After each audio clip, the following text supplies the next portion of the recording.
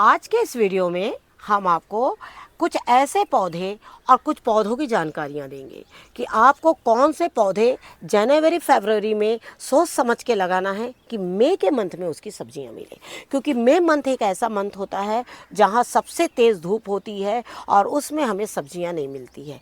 इन सब बातों का बिल्कुल आपको ध्यान में रखना है। साथ ही कुछ पौधे जब बिल्कुल सुस्त हो जाते हैं उस समय हमें कौन सा छिड़काव करना है कि उन पौधों में आगे आने वाले समय में हमें फल मिलेंगे। तो चलिए पहले हम हार्वेस्टिंग करते हैं और उसके बाद हम आपको एक अच्छा सा छिड़काव भी बताते हैं। हमने आप लोगों को कई बार ऐसे छिड़काव बताए हैं जो आपके पौधों के लिए काफ़ी लाभदायक रहेंगे। ये कुछ हमारे नए पौधे हैं। ये देखिए, इनमें देखिए कीट लग रहे हैं। ये देखिए आपको बताते हैं। ये देखिए नए पौधे हैं, इनमें कीट लग रहे हैं, लेकिन आपको इनको कीट को हटाना बहुत ज़रूरी है। ये देखिए इस तरीके, इसीलिए हम आप ज़्यादातर इस तरीके से हम करते हैं। हमने आपसे कहा था गर्मियों में सुंदरता जब अगर हम देखने जाएंगे कि हम एक एक बेल को अलग अलग अच्छे से लगाएं और हम सिर्फ गोबर की खाद, चावल की खाद डालते रहें और हमारे पौधे, तो हम शायद कहीं ना कहीं चूक सकते हैं सब्जियां लेने में। जैसे प्याज और लहसुन की मिट्टी के बारे में हमने आप लोग को कई बार बताया है कि ये बड़ी ही काम की होती हैं। नमस्कार दोस्तों, स्वागत है आपका हमारे इस यूट्यूब चैनल में। दोस्तों देखिए, सारे कंटेनर जो आपको खाली दिख रहे हैं ना, ये खाली नहीं है, भरे हुए हैं और कुछ तो हम इसमें से प्रतिदिन निकाल रहे हैं। लेकिन आज मैं कंटेनर में कुछ सब्जियां लगाने जा रही हूँ, तो सोचा आज इसको पूरा खाली कर लेती हूँ। ये देखिए इस तरीके से प्याज जो है, हर प्याज बड़ी नहीं होती है, क्योंकि ये देखिए इसमें छोटी बड़ी प्याज सभी मिक्स है। और ये देखिए इस तरीके से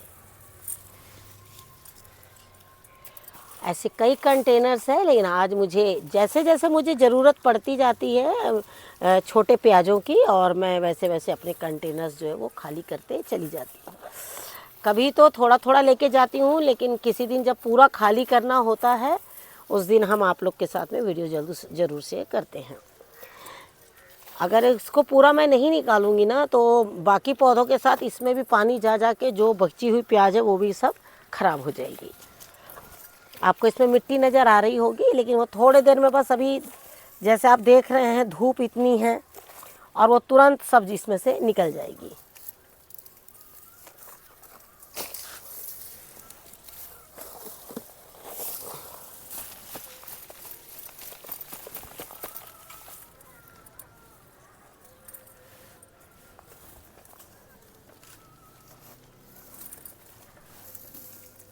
जैसे हमने आप लोगों से बता रखा था कि प्याज है, लहसुन है, और इनकी जो मिट्टी है हमारे लिए बहुत काम की रहती है। और आज मुझे कुछ ऐसे पौधे लगाने हैं इनमें, वो भी मैं आप लोग को बताऊंगी। लेकिन साथ में ये भी बताऊंगी कि ये जो कंटेनर है इसकी खासियत भी मैं आप लोग को बताना चाहूँगी। हम यही चाहते हैं कि अभी जैसे गर्मी है, इसके बाद जब बारिश आएगी, आप लोग नई सब्जी लगाने की तैयारी करेंगे ना, तो कंटेनर्स भी बहुत ख़रीदेंगे आप लोग। जो पुराने गार्डनर हैं उनके पास तो ऑलरेडी कंटेनर्स होते ही होते हैं, या उन्हें इतना आइडिया हो जाता है कि कौन सी सब्ज़ी किस में लगाएं तो बहुत अच्छी होगी। लेकिन जो नए बच्चे हैं, जो नए लोग हैं, जो नए गार्डनिंग करना चाहते हैं, उन्हें कई बार पता नहीं लगता है और फिर वो सोचते हैं कि एक पौधा जो इतना बड़ा बेल वाला पौधा है तो हम इसमें लगाएंगे तो सब्जियां इसमें होगी या नहीं होगी, ये डर सबसे पहले खा जाता है। फिर आप क्या करते हैं, मार्केट से बहुत बड़े बड़े कंटेनर्स ले लेते हैं। अब बहुत बड़े कंटेनर अगर आप लेते हैं, अगर आपके पास इतने पत्ते नहीं हैं, तो उसमें क्या होता है कि फिर आपकी मिट्टी लगती है। फिर आप उसमें मिट्टी बहुत डालते हैं, कंटेनर बहुत हैवी वेट के हो जाते हैं, उसमें फिर आपको एक जगह से दूसरी जगह सरकाना है तो आपको मदद की ज़रूरत पड़ जाती है। लेकिन जब हम छोटे कंटेनर रखते हैं, और ऐसे कंटेनर जो छोटे होने के साथ साथ सब्जियां बड़े आराम से हो, तो उसके लिए भी मैं आपको बताऊंगी कि ये जो कंटेनर है 9x24 के कंटेनर है ज़्यादातर मेरे, ये इतने ज़बरदस्त कंटेनर, इसके बारे में हमने आप लोगों को कई बार बताया है।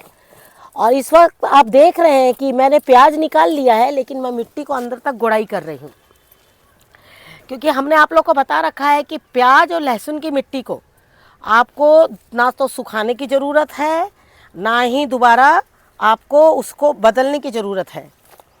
आप उसमें डायरेक्ट प्लांट बिल्कुल लगा सकते हैं। जैसे आप हम सभी जानते हैं, लहसुन है, प्याज, जब हमारे पौधों में कीटों का बिल्कुल भी रुकना बंद हो जाता है, जिद्दी कीट जब बिल्कुल नहीं जाते हैं ना, तो हम लहसुन का ही छिड़काव करते हैं। लहसुन है, प्याज है, इन चीज़ों का। आप देख रहे हैं ना कि ये पूरा कंटेनर की गुड़ाई भी हो गई, प्याज भी निकल गए। ऐसे प्रतिदिन जैसे मैंने आपसे कहा कि हम थोड़े थोड़े प्याज इसमें से लेके जाते हैं, लेकिन आज इसको पूरा गुड़ाई करके पूरी प्याज इनमें से निकाल लूँगी मैं। लेकिन आज भी मैं कुछ ही कंटेनर निकालूंगी। लेकिन अगर इसमें आपके छोटे मोटे प्याज के कोई टुकड़े, जैसे आपसे प्याज कट गई है या कोई प्याज ऐसे उसमें रह गई है, सड़ रही है, वो निकालने की ज़रूरत आपको नहीं है, आप उसी में उसे छोड़ दीजिए। अगला कंटेनर ये वाला है, और ये देखिए, और मैंने भी पानी डालना इसमें थोड़ा बंद कर दिया है। तो जो ऐसे पौधे जो कम पानी में बहुत तेज़ी से निकलते हैं ना, वो सब ने इसमें अपना घर बना लिया है। और ये प्याज देखिए किस तरीके से ऊपर ऊपर बिल्कुल आई हुई है, ये देखिए इस तरीके से। और ये जो साग, ये साग तो आप सभी जानते हैं इसके बारे में कि ये हमारे लिए कितना अच्छा दवा का भी काम करती है। ये देखिए इस तरीके से मैं इसमें से निकाल रही हूँ, क्योंकि आज तो मुझे इसमें से सब प्याज निकालनी है। और ये देखिए,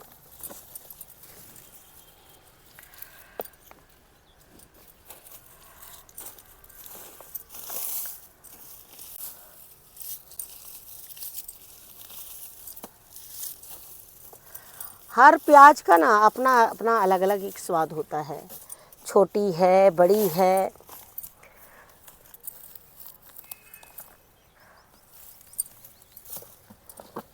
तो चलिए अब मैं इससे गुड़ाई करती हूँ इसकी, और सारी प्याज इसमें से निकालती हूँ।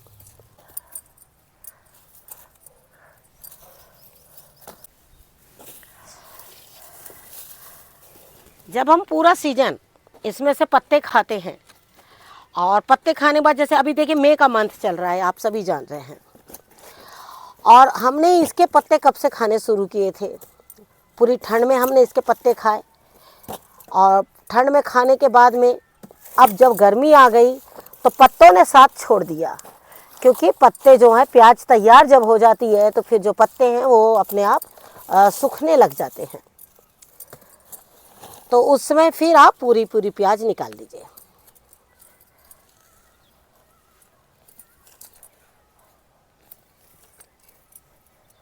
ये देखिए काफ़ी अच्छी प्याज है, और भी है, काफ़ी है इसमें।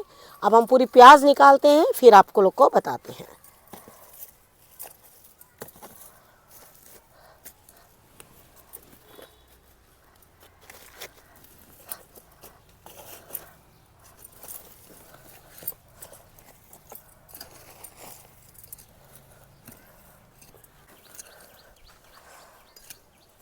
तो जैसे हम आपने देखा कि हमने अभी एक कंटेनर की गुड़ाई करी, और आप देख रहे हैं इसमें जो प्याज वगैरह है वापस हम इसी में दबा देंगे।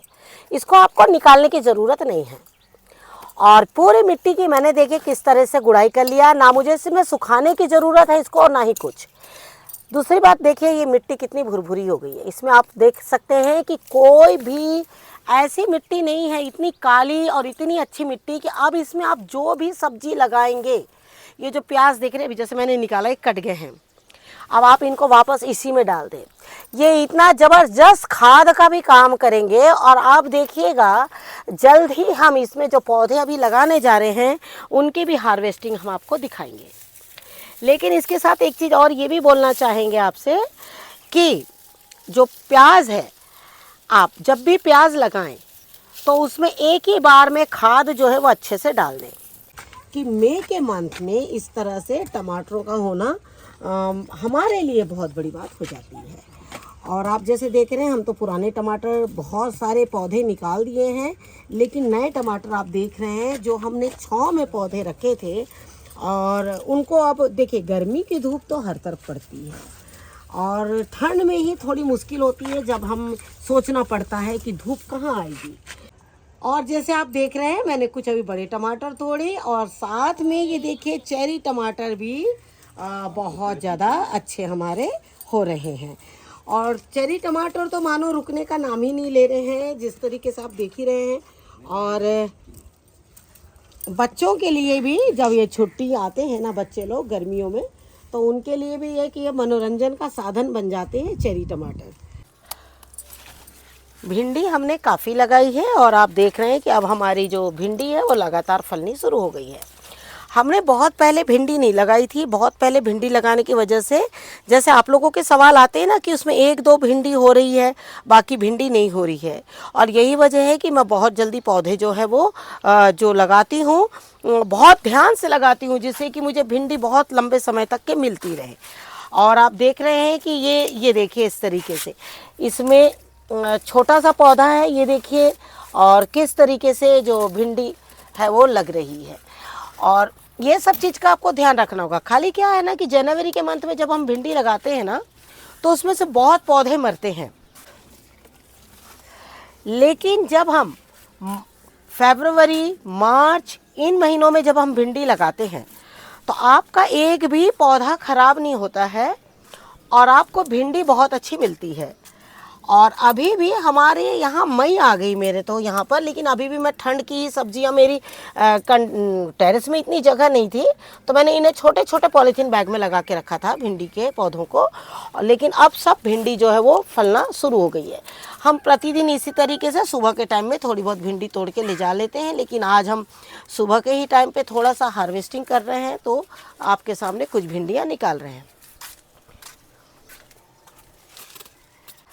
जैसे कि हमने आपसे कहा कि हमने भिंडी पर बहुत कम ध्यान दिया। जैसे कि हम आपको एक चीज़ बताना चाहेंगे, आपके भी टेरेस में जगह कम होती है, तो हमें क्या करना है, सब्जियों को बहुत ध्यान में रख के लगाना है। ध्यान में कैसे लगना है, जैसे कि हम सभी जानते हैं कि मई का मंथ बहुत ज़्यादा गर्म वाला मंथ होता है, तो मई के मंथ में ना भिंडी बहुत अच्छी होती है। लेकिन मई के मंथ में अगर आप चाहेंगे ना, जैसे आप ये देख रहे हैं ना करेले अब जो है ना मई के मंथ में थोड़ा कम हो जाएंगे। थोड़ा कम क्यों हो जाएंगे, जब ये इनको टेरेस की जब गर्मी मिलेगी ना, तो इनमें फल तो आएंगे, जो शाम को जो फूल बनेंगे उसमें फल आएंगे, लेकिन जैसे ही दोपहर की गर्मी पड़ेगी ना, तो इनकी जो फूल है ना वो ड्रॉप कर जाएंगे, और उससे क्या होगा, आपके जो करेले हैं वो मई के मंथ में नहीं होगा। तो आपको क्या करना है, जब आप टेरेस गार्डनिंग करते हैं तो आपको इन छोटी छोटी चीज़ों का बिल्कुल ध्यान में रखना होगा कि हमें 1 बाय 1 करके सब्जियों को किस तरीके से लेना है, कौन से महीनों में कौन सी सब्जी ज़्यादा होगी और कौन से महीने में सब्जी ज़्यादा नहीं होगी। जैसे हमने आपसे कहा कि आपको टेरेस में सब्जियां बहुत सोच के लगानी है।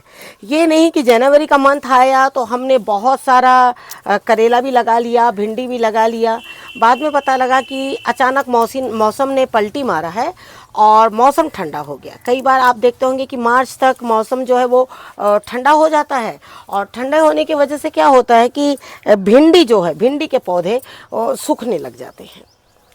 तो हमने इस चीज़ों को ध्यान में रखते हुए आपको, हालांकि बीजों को तो हमने बताया कि आपको किस तरीके से लगाने हैं जनवरी में, लेकिन हमने ये चीज़ भी हमेशा आप लोगों को बताई है कि अपने यहाँ का मौसम आपको खुद देखना है।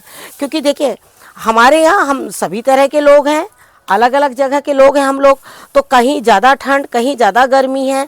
तो जहाँ का मौसम मार्च तक ठंड पड़ती है ना, वहाँ सबसे पहले आप लोगों करेले पे ध्यान दिया करिए।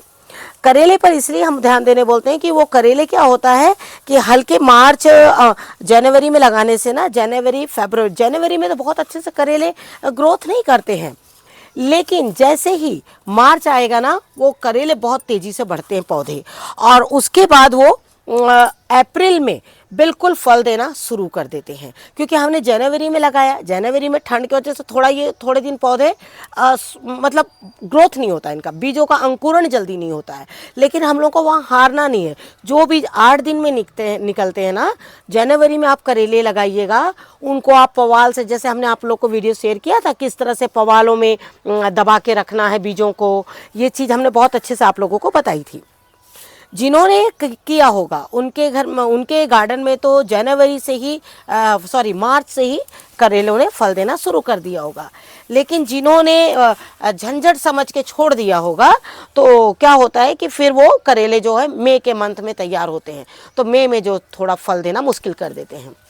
और ये देखिए इस तरह से फिर एक बीज तैयार कर लिया हमने, और ये देखिए एक इस तरीके से बिल्कुल इसमें से झड़ गया है।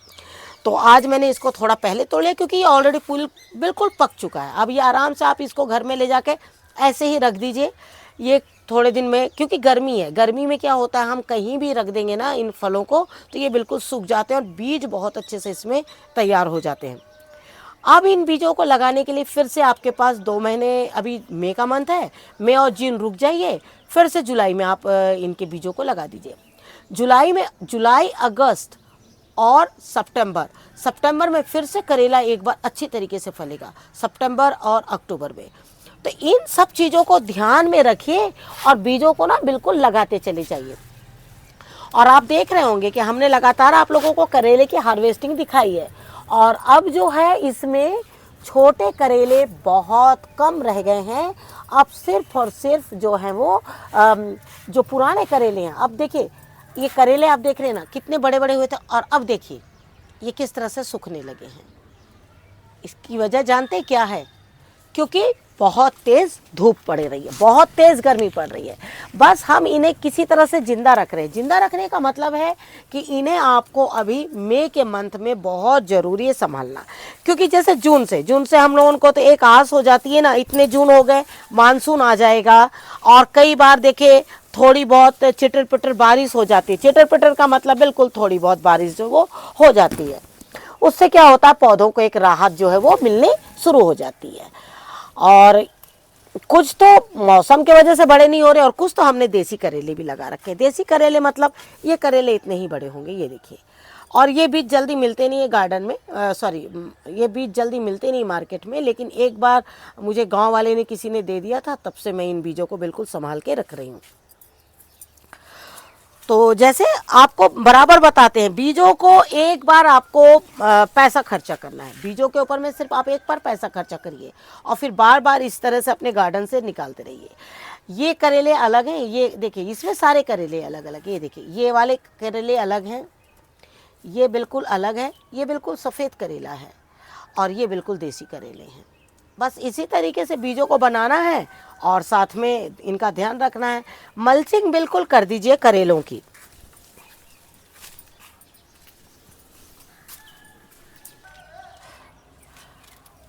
करेलों की मल्चिंग बिल्कुल कर दीजिए। मल्चिंग करने से आपको बहुत फ़ायदा होगा। और हम तो कह रहे हैं अगर कुछ भी ना मिले ना तो गत्तों से बिल्कुल मल्चिंग कर दीजिए, और गत्तों के ऊपर में एक लेयर मिट्टी को और चढ़ा दीजिए, जिससे कि गत्ते अंदर दब जाए और उसमें बिल्कुल गीलापन बना रहे। उससे क्या होगा कि आपके करेले के पौधे ना बहुत अच्छे रहेंगे। और मैंने भी ज़्यादातर इसमें गत्तों से भी किया है, पवाल से भी किया है, लेकिन मैंने गत्ते का सहारा ज़्यादा लिया है। ज़्यादातर बड़े कंटेनर्स ये सब में गत्तों की मल्चिंग ना बहुत ज़बरदस्त मल्चिंग होती है। गर्मियों में गत्ते की जो मल्चिंग होती है वो ठंडक का काम करती है, और बाद में गर्मी भर में वो गल कर जब अगले सीजन में वो आपकी एक अच्छी खाद का काम करेगी। तो आपको इन सब बातों का ध्यान बिल्कुल रखना होगा। लोबिया या चौलाई जिन्होंने भी लगाई होगी उनको हम एक सलाह देना चाहेंगे कि गर्मियों में आप उन्हें लगा दीजिए, और लगाने के बाद ना उन्हें आप छेड़छाड़ मत करिए।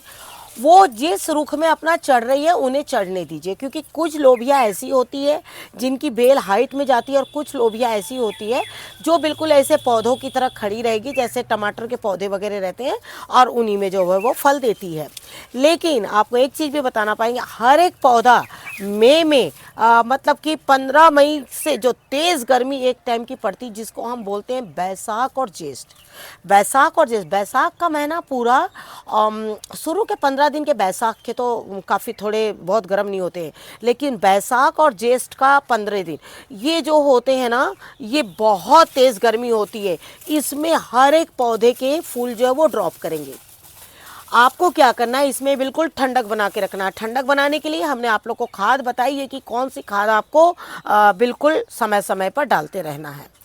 हम आपको ऐसे पौधों के बारे में आज हार्वेस्टिंग के साथ साथ में आपको चीज़ें भी बताते चले जाएंगे कि आपको क्या करना है। जैसे देखिए, किचन में आप चावल धो रहे हैं, दाल धो रहे हैं और सब्जी धो रहे हैं, ये तीनों पानी को ना बिल्कुल दिन भर किचन में रख दीजिए और शाम के टाइम पर आकर आप उनको पौधों में डाल दीजिए। आप देखिएगा आपके पौधे को बहुत ठंडक मिलेगी उससे। चावल का पानी, चाहे कच्चा चावल धोकर या तो फिर उसे पीसकर, किसी भी रूप में आप लोबिया और साथ में दूसरा पौधा भी आपको दिखा रहे हैं। तो जैसे हमने आपसे कहा कि हम अगला पौधा भी आपको दिखा रहे हैं, वो है खीरा। खीरा जो है उसको आप जितने अच्छे से ना इनमें दीजिएगा ना चावल का पानी, आप देखिएगा ये बहुत अच्छा होगा। लेकिन जब आपका ये पौधा अच्छा हो जाए तो आप हमें ज़रूर एक बार ज़रूर बताइएगा, फिर हम एक बार ट्राई करेंगे आपको कुछ और बताने की। जैसे कि आप देख रहे हैं कि इस वक्त जो हमारे खीरे हैं ना, ये बहुत अच्छे हुए। और जानते हैं ये पौधा कब का है? ये वही पौधा है जिसको हमने आपको किस तरह से बीजों को अंकुरण करके और आपको लगाना है, ये चीज़ हमने आप लोगों को बताई थी। और ये देखिए, अगर आपने भी उस समय अगर हमारी थोड़ी सी वीडियोस पे ध्यान दिया होगा और थोड़ा मेहनत किया होगा ना, तो आपको ये इस तरह के जो फल है वो बिल्कुल मिलते चले जाएंगे। कई बार हम खीरे को बहुत आसानी से लेते हैं, हम सोचते हैं खीरा ही है मिल जाएगा। देखिए, मार्केट वालों की खाद और हमारी खाद में बहुत फ़र्क है। हम लोग हैं ऑर्गेनिक वाले, कई बार गोबर की खाद, छोटी छोटी खादों से हम लोग जुड़े हुए हैं, तो हमें क्या है ना, हम उनसे उम्मीद भी इतनी ही करते हैं। देखिए, हर खीरे देखिए बिल्कुल लगे, ये थोड़े से और बड़े होंगे। और आप देख रहे हैं, जैसे हमने क्या कहा था आपने, जब मुसीबत के टाइम पर हर एक इंसान अपना दोस्त ढूंढता है, इंसानों में भी, पेड़ पौधों में भी और जानवरों में भी, हर जिनमें जीव है, तो वो हमारे तो प्लांट्स में भी जीव है। देखिए, हमने खीरे को किस तरीके से बिल्कुल खीरा, गन्ना, अमरूद, लोबिया, लौकी, टमाटर, ये सारे पौधों को एक साथ इकट्ठा कर दिया। तो आपको क्या करना है, इन्हें बिल्कुल दोस्त की तरह बना के और इन्हें बहुत पास पास रखना है। उससे क्या होगा कि आपके पौधे बिल्कुल अच्छे होंगे और सब्जी भी बहुत अच्छी लगेगी। अभी भी आपके पास में टाइम है, मई और जून के मंथ में ऐसे काम बिल्कुल कर लीजिए।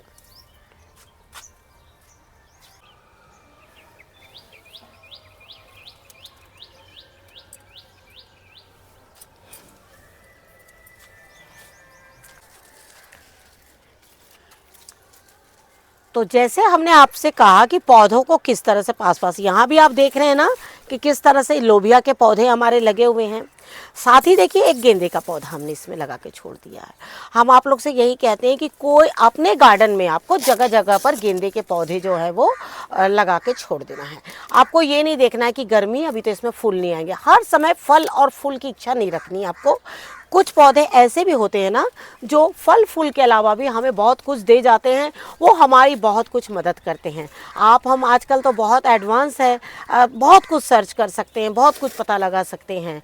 लेकिन ये हम आपको बता रहे हैं कि गेंदे के जो देसी पौधे जो होते हैं ना, उसके बीज झड़ जाते हैं। अब बीज झड़ते हैं जब, तो इस तरह से पौधे निकल जाते हैं। तो जब ज़्यादा निकलते हैं ना, तो मैं क्या करती हूँ, ज़्यादातर ऐसे कंटेनर, जैसे मिर्च के कंटेनर में एक छोड़ देती हूँ। अब ये वाले बाउंड्री में मैंने 1 या 2 पौधे इस तरीके से जहाँ जहाँ छोड़ दिए हैं। तो आपको क्या करना है, इसी तरीके से छोड़ते चले जाना है। लेकिन एक चीज़ और बताना चाहूँगी कि जैसे मैंने आपसे क्या कहा कि महीनों को, जैसे हमने इस साल गार्डनिंग करी, आपको ये पता हो गया कि मेरे गार्डन में इस महीने कौन सी सब्जी लास्ट ईयर बहुत अच्छी हुई थी, उसी को ध्यान में रखना। जैसे मैंने ध्यान दिया था कि मेरे गार्डन में भिंडी बहुत अच्छी शुरू में नहीं हुई, भिंडी बाद में हुई, तो मैंने पहले करेले पर अपना पूरा फोकस किया। नेक्स्ट टाइम मैंने देखा कि भाई लौकी बहुत ज़्यादा गर्मी में नहीं, गर्मी बहुत तेज़ होती है ना, तो लौकी का भी यही हाल होता है। पॉलिनेशन करिए चाहे कुछ करिए, वो थोड़ा सा रुक जाती है। लेकिन ये वाइट पेठा, ये भी लौकी से कम नहीं है। आप इसको सेम लौकी की तरह इस्तेमाल कर सकते हैं। तो मैं क्या करती हूँ, नई गर्मी में पहले इसका इंतजाम करती हूँ। अब ये क्या करता है, देखिए मैं बता रही हूँ आपको। सबसे बड़ी बात तो ये बहुत कम मिट्टी में हो जाता है। दूसरा, इसको कोई खाद ज़्यादा नहीं चाहिए। और तीसरा है, ये मल्चिंग का काम करता है। मल्चिंग एक हम ज़मीनों से करते हैं जो जड़ों को ठंडक पहुंचाता है, और एक हम ऊपर से करते हैं जो नीचे छांव देता है। और आप देख सकते हैं कितने छोटे छोटे फल जो हैं वो किस तरीके से पूरे, ये देखिए छोटे छोटे फल जो है पूरे लगे हैं। आप इसको पॉलिनेशन करिए तो ठीक है, ना करिए तो भी ये बहुत अच्छे से जो है वो फल दे देते हैं। तो आप क्या करिए, इनके बीजों को तो बिल्कुल मतलब गार्डन में गर्मियों में तो बिल्कुल लगाइए। हालांकि मैं तो ये आप देखते हैं मैं पूरे सीजन ही में रखती हूँ। और ये देखिए किस तरीके से बहुत अच्छा तैयार हुआ है। तो ये देखिए इस तरीके से छोटी छोटी जो भी चीज़ गार्डन से निकलती है ना मई के मंथ में, उसे तो बिल्कुल लेते चले जाइए। आज हमने अपने गार्डन से जितने भी छोटे बड़े सारे बैगन हैं वो सारे हमने निकाल लिए हैं। और निकालने के साथ में थोड़ा सा हमने इनको बिल्कुल मिट्टी में पानी डालकर बिल्कुल गीला रखा हुआ है। और आप सभी जानते हैं कि जब भी हम बैगन के पौधों में कोई भी काम करते हैं तो सबसे पहला काम होता है हमारा हार्वेस्टिंग। हार्वेस्टिंग में चाहे जितने छोटे बड़े जो भी बैगन हैं वो हम सारे निकाल लेते हैं। हमारे कहने का मतलब है कि जब भी हम बैगन के पौधे हैं या किसी भी पौधे में किसी भी तरह का जब छिड़काव करें तो सबसे पहला काम करें कि जितने भी छोटे बड़े फल हैं वो निकाल लें। क्योंकि ऐसा होता है कि घर में सब्जी खाने वाले हम बड़े भी होते हैं और साथ में बच्चे भी होते हैं। तो ये देखिए आज हमने छोटे बड़े बैगन जितने भी हैं अपने गार्डन से सारे हमने निकाल लिए हैं। और अब हम चलिए इसमें आपको एक छिड़काव बताते हैं। छिड़काव करना समय समय पर बहुत ज़्यादा ज़रूरी है, लेकिन कौन सा छिड़काव करना है वो भी हम आपको समय समय पर बताते चले जाएंगे। लेकिन आज जो हम बता रहे हैं उसे आप देखिए। लेकिन आज हम आपको फिर से एक बार छिड़काव बता रहे हैं। हालांकि हमने पहले भी ये सारे छिड़काव आप लोगों को बता रखे हैं, लेकिन कई बार ऐसा होता है हमारे साथ कुछ नए कुछ पुराने सारे लोग जुड़े होते हैं। और आपने देखा था कि जब टमाटर में हमने चूने का छिड़काव किया और उसके बाद देखा आपने कितना लंबा समय तक के हम टमाटर इसी तरीके से ले रहे हैं और आज भी ले रहे हैं। और आप देख रहे हैं कि ये बैगन के पौधे जो है हमारे काफ़ी पुराने हो गए हैं। और अब हमने जो है नए बैगन के पौधे, हालांकि आप दीवारों पे देख रहे हैं जहाँ जहाँ से टमाटर निकलते चले जा रहे हैं नए पौधे हम बिल्कुल लगाते चले जा रहे हैं। लेकिन अभी हमें जब तक नए पौधे फल नहीं देते हैं तब तक हमारे पुराने पौधों में हमें थोड़ा ध्यान देना है। जैसे कि आप देखते हैं इसमें मिलीबग्स, थोड़ा भी पानी की कमी हो जाती तो मिलीबग्स लग जाते हैं। और बीच में हमने आपको एक वीडियो में दिखाया भी था कि हमारे भी बैगन के पौधों में किस तरह से मिलीबग्स लग गए हैं।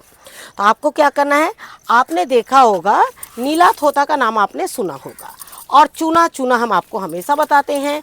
तो चूना और नीला तोता दोनों को मिलाकर और आप बैगन के ऊपर में बिल्कुल अच्छे से स्प्रे कर लीजिए। ज़्यादातर आपने देखा होगा कि मैं हाथों से ही इनका छिड़काव करती हूँ, क्योंकि पत्तों को पलटकर मुझे बिल्कुल इसमें जो भी है छिड़काव देना होता है। और लेकिन जब आप करें तो हाथ में ग्लव्स भी पहन सकते हैं आप, या पहले थोड़ा सा कोई ऑयल या मॉइस्चराइज़र थोड़ा सा लगा लें हाथों में। तो उससे क्या होता है, दोबारा जब आप हाथ धोएंगे ना तो आपके हाथों में भी कुछ फ़र्क नहीं पड़ेगा ज़्यादा। लेकिन चूने को कितना मिलाना है इसकी क्वांटिटी हमने कई बार बताई है। आप 10 से 20 ग्राम चूना ले लीजिए, उतना ही नीला तोता भी ले लीजिए। दोनों को कम से कम 2 लीटर पानी में मिला के और उसके बाद में रख दीजिए। और रखने के बाद उनको अच्छी तरीके से आप अपने पौधों में बिल्कुल छिड़काव जो है कर लीजिए। और आप सभी जानते हैं कि चूना जो है हमारे पौधों के लिए कितना ज़रूरी है। और ये अगर आपका जाता भी है ना इस तरीके से जड़ों में तो आप डरिएगा नहीं, क्योंकि जड़ों में जाने से भी कोई फ़र्क नहीं पड़ेगा, आपके पौधे जो है वे बिल्कुल अच्छे ही होंगे। ये देखिए इस तरीके से, तो आप बिल्कुल अच्छे से इस तरीके से, क्योंकि चूना जो होता है ना वो थोड़ा मोटा होता है ना, तो क्या होता है स्प्रे पंप में जब चला जाता है ना तो स्प्रे पंप बार बार बहुत ज़्यादा डिस्टर्ब करता है। तो आपको क्या करना है, उसको अच्छे तरीके से, जब अगर आप स्प्रे पंप से कर रहे हैं अच्छी तरह से बिल्कुल छान कर करिए उसे, ठीक है। इस तरीके से बिल्कुल आप नीला तोता और चूने का छिड़काव जो है बैगन के पौधे में कर दीजिए। बैगन के पौधे फिर से एक बार थोड़े अच्छे भी हो जाएंगे और साथ में नए फल देने के लिए बिल्कुल तैयार हो जाएंगे। आपको 10 ग्राम ले लेना है चूना, 10 ग्राम ही ले लेना है नीला तोता और 1 लीटर पानी में मिलाना है। लेकिन आपको एक चीज़ ये भी बताना चाहूँगी, मैं हाथ से करती हूँ इसलिए मैं थोड़ा ज़्यादा पानी मिलाती हूँ। अगर स्प्रे बॉटल से मिलाएं तो 10-10 ग्राम दोनों लेकर 1 लीटर पानी में ही मिलाएं, मतलब 20 ग्राम आपका 1 लीटर पानी में आराम से आप मिला सकते हैं। ठीक है ना, इस तरीके से मिला के और देखिए किस तरह से बिल्कुल जैसे ही आप चूने में नीले तोते को डालेंगे ना, और भी डार्क कलर उसमें जो है आपका आ जाता है। तो इस तरीके से पूरे पौधों में आपको डाल देना है। कभी भी कीट जो है वो ऊपर की ओर नहीं बैठते, वो डार्क प्लेस देखते हैं, तो उन्हें डार्क प्लेस जो है ना वो पत्तों के पीछे ही मिलता है। और ये देखिए इस तरीके से, इसीलिए मैं जो है पानी ज़्यादा लेती हूँ, क्योंकि मैं इस तरह से इस्तेमाल करती हूँ। तो ज़्यादा पानी लेने से फिर उसका कोई भी साइड इफ़ेक्ट किसी में भी नहीं होता है।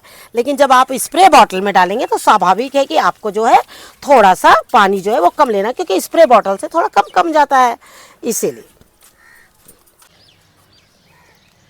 तो जैसे आप देख रहे हैं ना कि हार्वेस्टिंग बहुत बड़ी नहीं है, हार्वेस्टिंग बहुत छोटी है, लेकिन ये हार्वेस्टिंग तब हुई है जब हमने इस बीज को लगाया था।